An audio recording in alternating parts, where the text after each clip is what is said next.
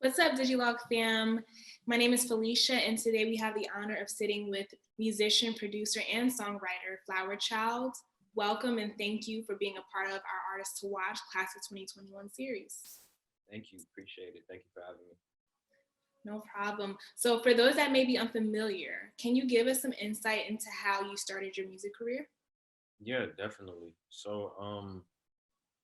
For those like who don't know, uh, when I first moved to Atlanta, around the age of 7, because I was born in South Carolina, but I moved here with my dad. I want to say, what year was that? Like 2004 or something like that. And he was a band director in DeKalb County. And for those who don't know, uh, DeKalb County and APS schools and other Fulton County schools, like the marching band culture is like really big. And I was exposed to that at that age, at that very young age. So while he would be out on the practice field and whatnot, uh, I would just be left in the band room by myself, just banging on different drums, playing xylophone, vibraphone, all types of stuff. And then I think I moved back with my mom, but like during the summer breaks and stuff, I would still always come back to Atlanta. And during that time, that's when I like started surfing the internet and stuff like that around like age 11, 12. And my dad had this Yamaha keyboard. And this is around the time when like Lex Luger had his run. And I feel like that's when internet producers like really got popping because they would actually record themselves and whatnot. And, so that's when I started recording like beats on the Yamaha keyboard, like unquantized and recording it from my phone, like how we used to do back in the days, like for ringtones and stuff like that.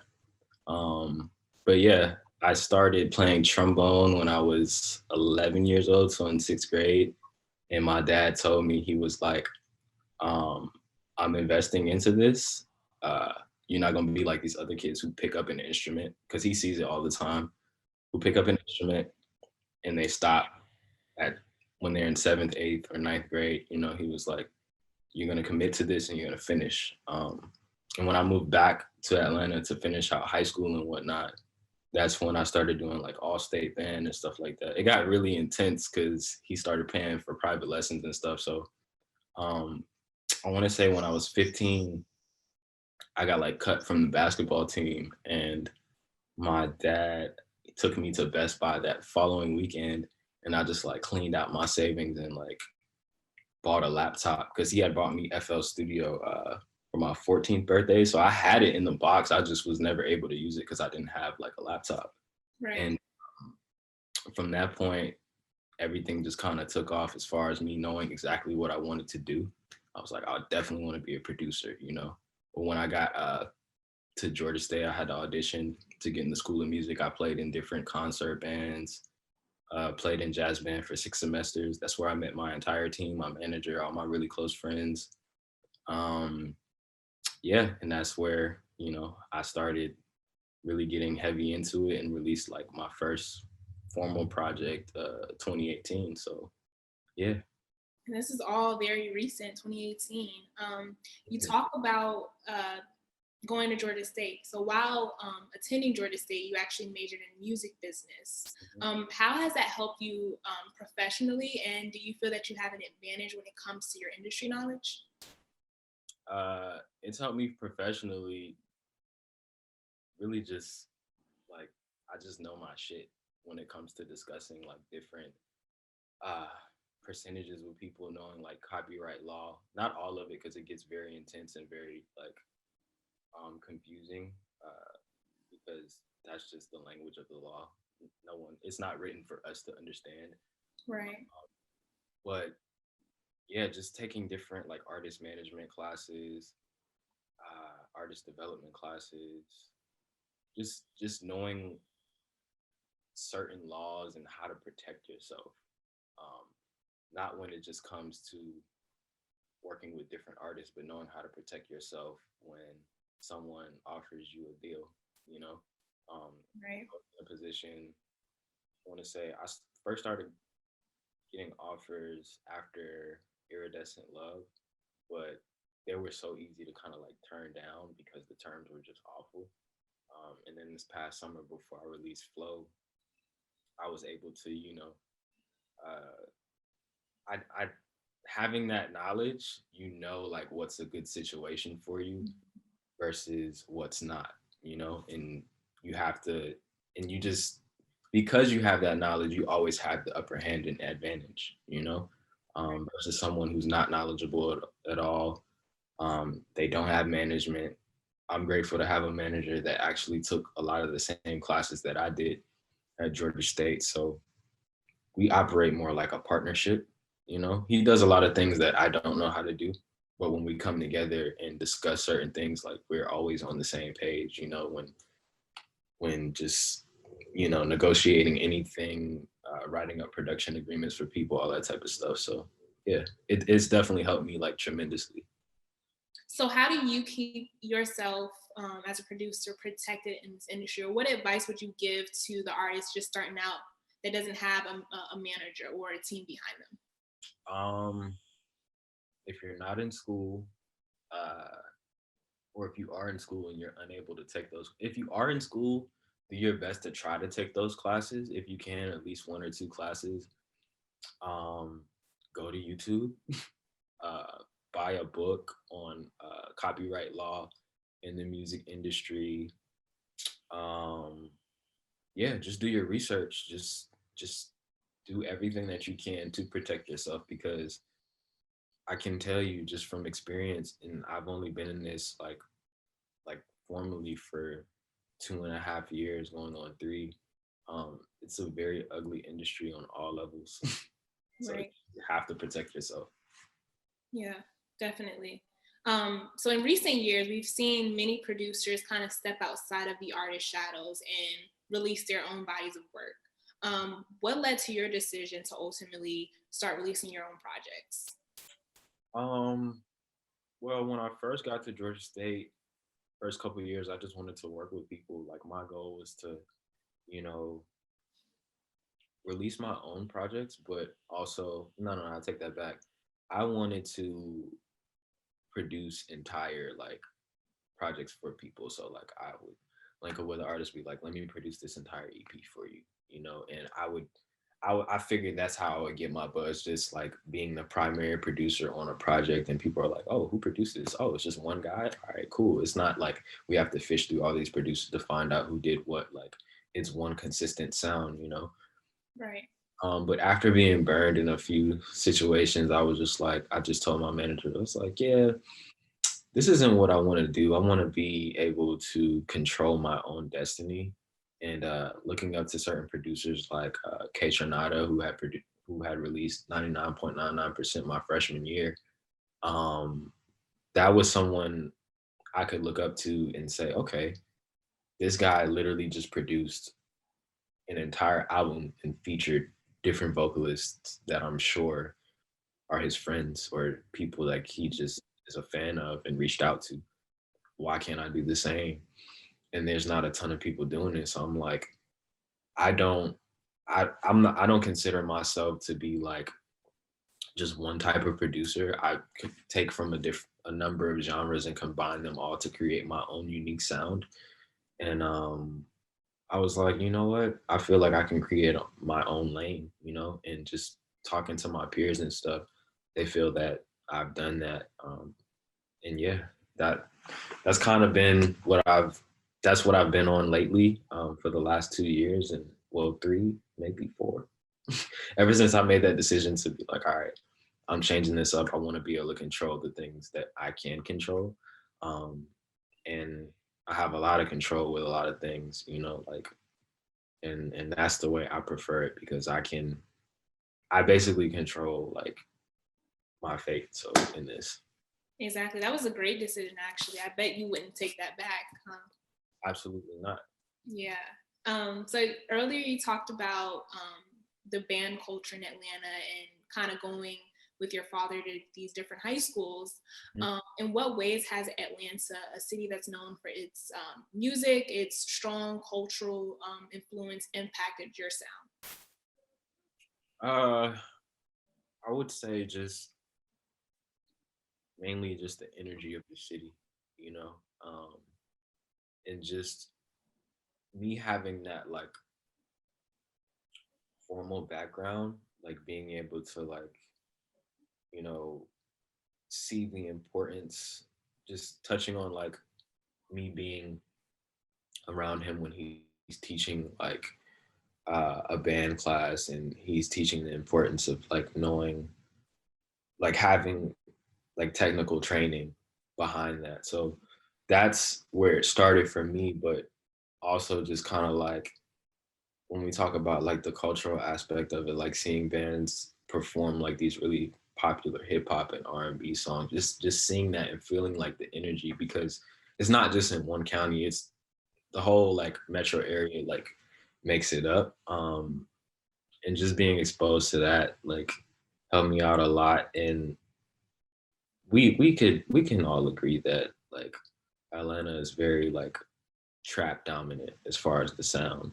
Um, I take a lot of those elements, um, again, as far as the energy, and incorporate that into my sound as well, you know? Right. Um, so despite working with various artists, one thing that I've noticed from listening to your music is very cohesive.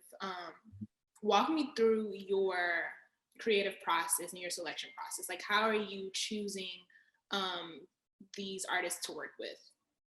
So before I even send stuff out, I'm already like molding a sound in my head. Like, all right, I want to try different things. How can I make these tracks different yet cohesive at the same time before I even start sending them out, you know? Um, I was talking to somebody about this the other day because they asked me a similar question. I was like, honestly, like when I'm in the middle of producing, sometimes I don't even have somebody in mind for it. I might have like 4 or 5 different artists in mind for that particular track, but as far as like maybe the vibe I want, like the type of vocalist I want to go with, you know, uh, but my goal is to try to finish everything on my end first. Maybe like 4 or 5 tracks, and then start sending them out to all artists I fuck with, obviously, and whoever gets back to me first, that's who will be the guest vocalist on that track. Like, uh, and I want to say from that point on, and also while I'm producing, like I'm thinking of visuals. I'm thinking about like all different types of colors. I like create vision boards for myself. Like I'm always thinking like a lot of people say like don't what's the saying? Don't count your like chickens, whatever. What's the saying? I don't know, but I think y'all know what phrase I'm trying to get at. Um, but I'm always thinking about these visuals like in advance.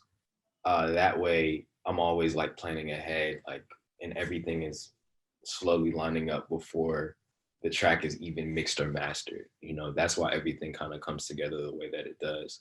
And as people say yes, as people say no, I'm getting an idea of like how the project is going to sound. You know, I can pivot if I need to and say, okay, this didn't work out, or somebody might send something back that I don't like. I'm like, all right, I have a decision to make whether or not I want to scratch this track or just choose a different vocalist. I've done that before.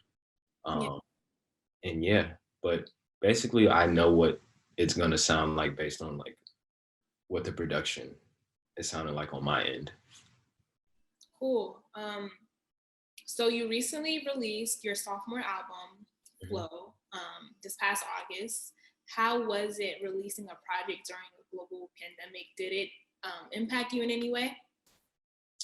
Um, because I work remotely, it didn't really affect me as much as some other artists.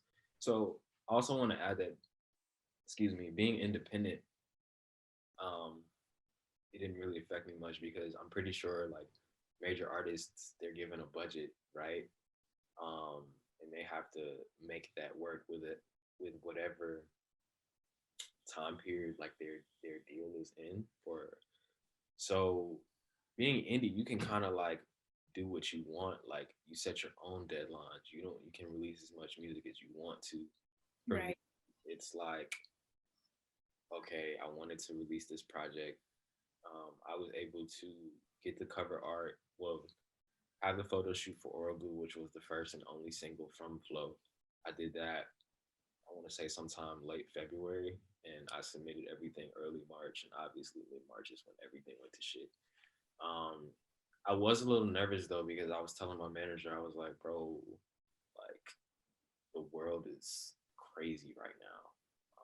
I don't know how I feel about this. I don't know how this release is gonna do. He's like, bro, everybody's home. I'm like, good point. And the song did really well, and it's still doing well. I want to say just fast forward to the release, like in between that time from the release of Royal Blue to the drop date of the EP. um I just did everything that I needed to do, but I would say the biggest challenge was being patient, like really being patient and understanding this pandemic is affecting everybody differently. Like I have a routine, but I don't know how it's affecting another artist who I'm waiting on stems from, you know? Yeah. I had to wait a little longer than I would have liked to. And people, you know, I don't think they really understand how much goes into even creating a 7-track EP, you know, but a lot of it's just waiting and being patient and making sure everything is right. Uh, for me, I want to say the only things that I needed to like really leave my house for was to like pick up things for set design, for the project cover.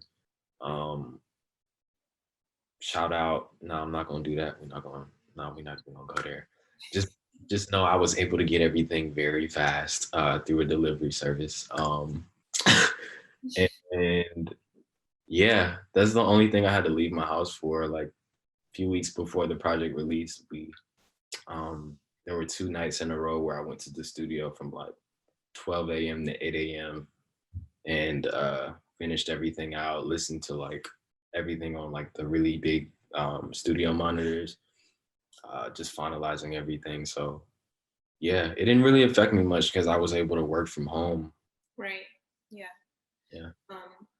So in our past conversation, you talked about wanting to eliminate genres and labels. Why is that something that you want to do?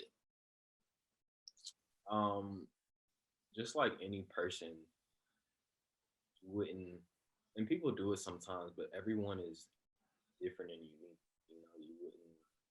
I would never go out my way to call someone like, "Hey, this person is this."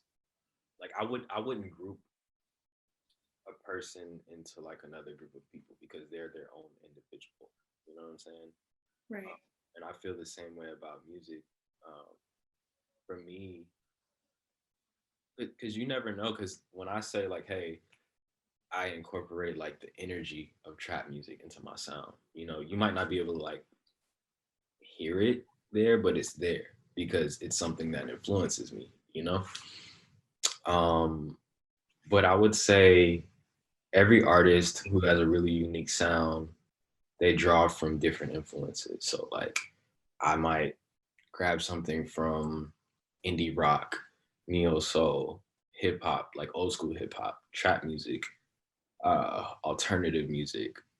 Um, yeah, and I personally combine all of that into one sound to make one really unique sound that I feel no one has ever heard before. And when I'm approaching my music, when I want to hear something new, um, I do my best to make it, you know, that way it's refreshing for someone else once it hits their ears for the first time. But yeah, that's how I feel about genres in general. I hate them. But I understand why people have to put it into something relative to whatever the industry standard is. Yeah.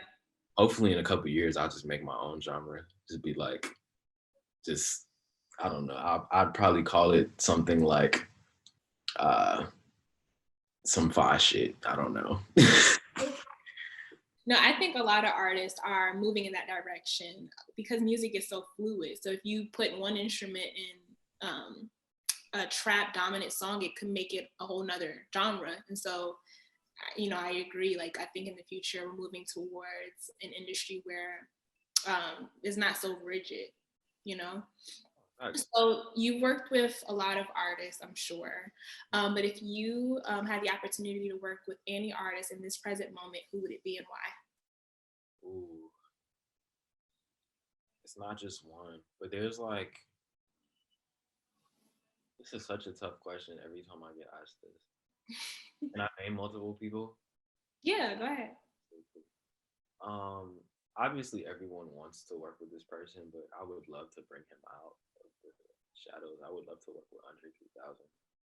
Yeah, he's dope. I would love to work. He's done with music though, so I feel like I could bring him out of like whatever retirement.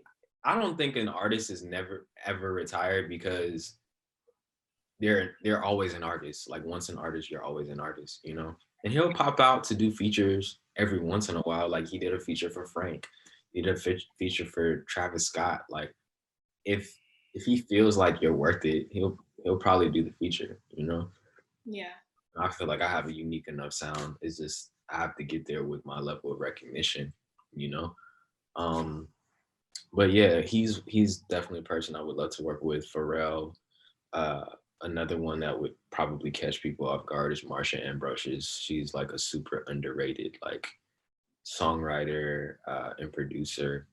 A lot of people don't know she like wrote or co-wrote Butterflies. I'm pretty sure she wrote it though. Butterflies by Michael Jackson. That song is amazing. Yeah.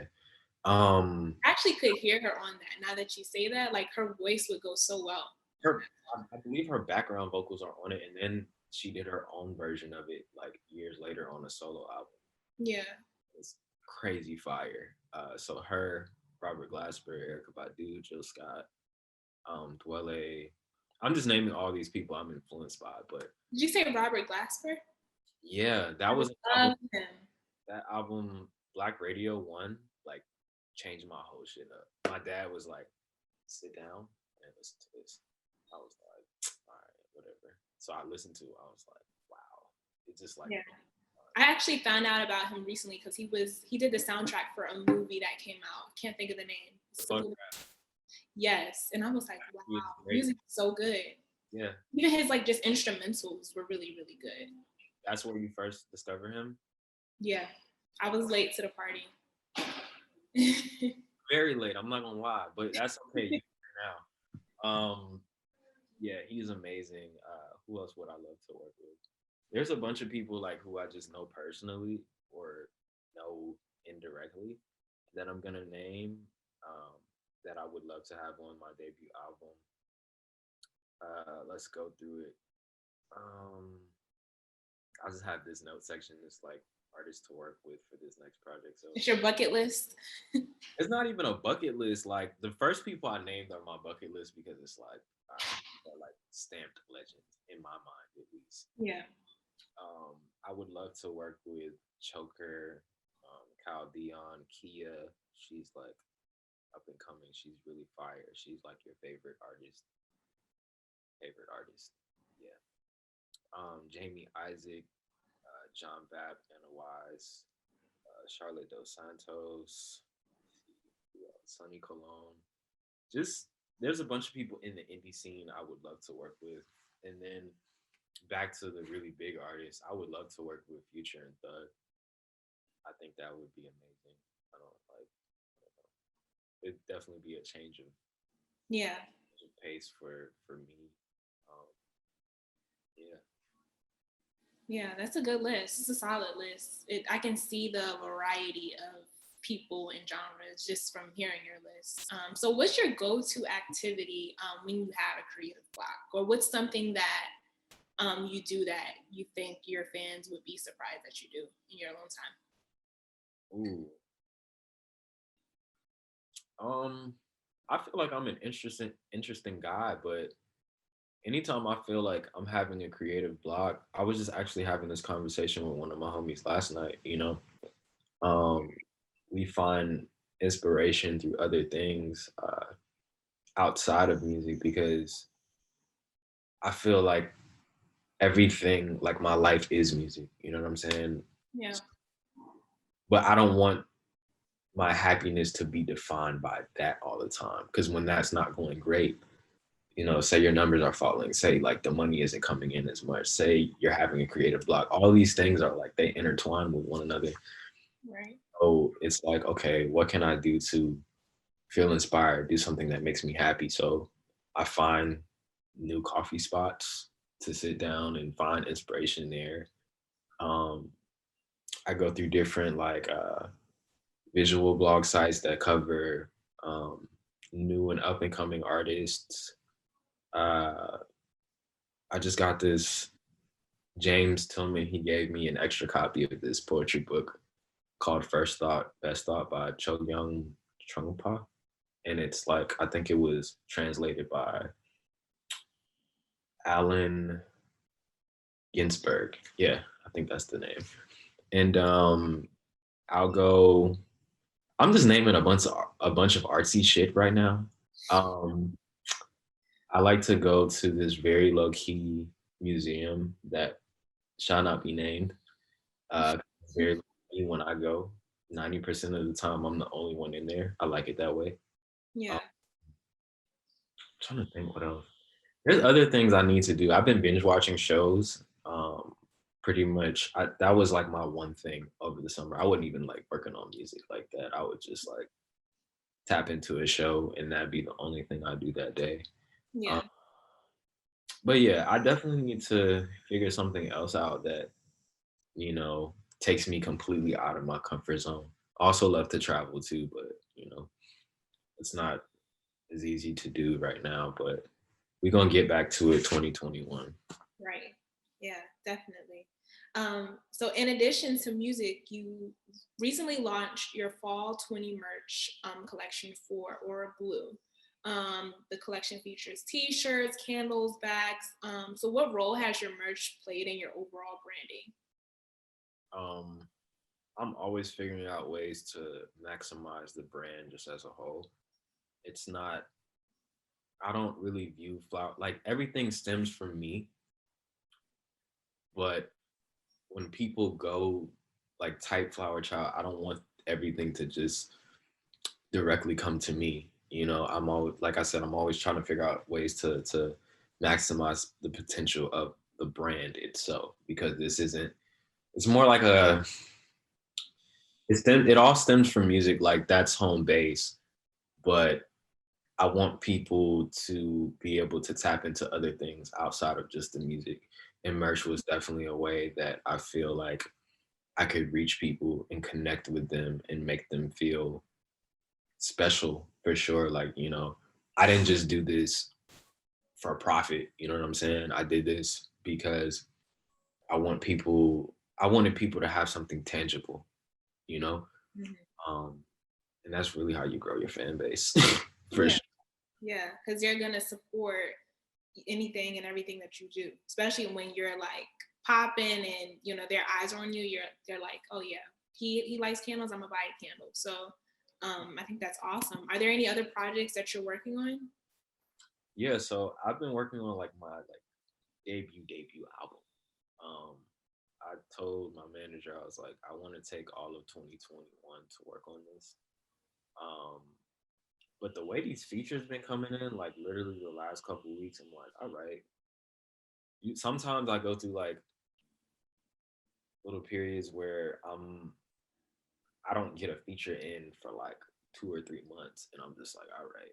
That's why I approached this debut album like, all right, I need a year to work on it. But as far as like the production is going on my end, I'm kind of knocking it out and figuring out like the direction of sound uh, I want to go. Um, I have so many thoughts that just coming to me at once with that question. Uh, but yeah, so that's everything that's going on my end. I'm just working on my debut album, trying to figure out different features, and also trying new things and experimenting. And then I have some collaborative stuff that's coming out like first quarter. So like y'all will get new stuff like January, February, and then I'm trying to come out with like more solo stuff. Not trying. I will come out with more solo content like March. But y'all definitely won't. I don't think y'all will get an album like 2021, but new stuff coming with like some very, very talented people. Um, yeah. Awesome. So if you could go back in time to when you first released your debut album, Iridescent Love, what advice would you give yourself?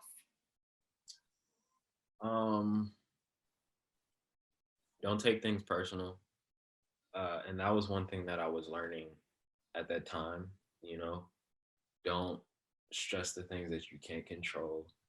And like, I tell myself this, like, this is just a part of who I am now. Just like patience, patience, patience, patience, patience. Like when I'm meditating, I say it 10 times every single time. Like, because none of this literally happens overnight, you know? Um, it's all a process. Everything that I like tell myself regularly now, I would probably go back and tell myself, my younger self, that then, you know? Right. Yeah. Yeah. So 2020 overall has to probably go down as like one of the craziest years, but in the midst of that, you were able to put out a beautiful body of work. So what are your goals for the new year?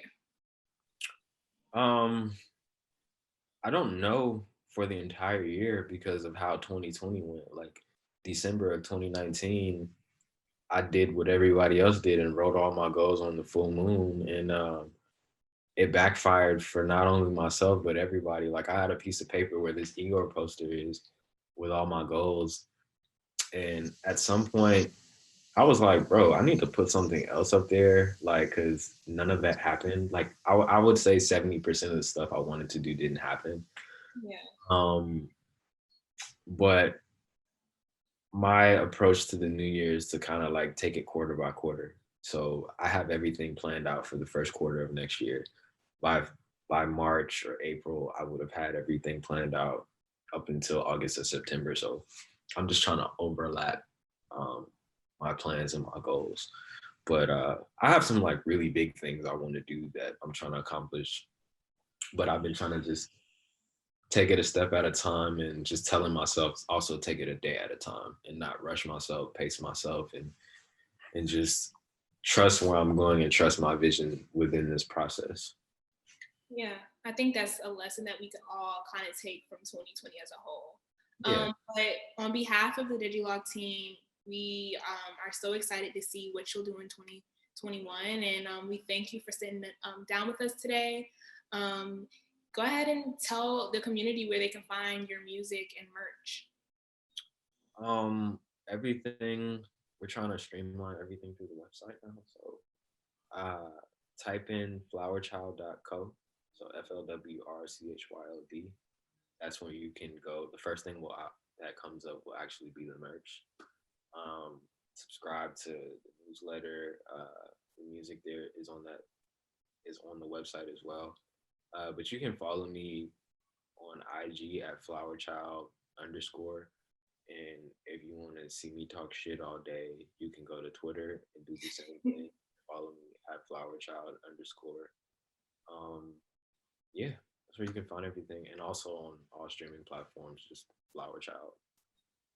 Awesome. Well, thank you so much. Thank you for having me. Thank you so much.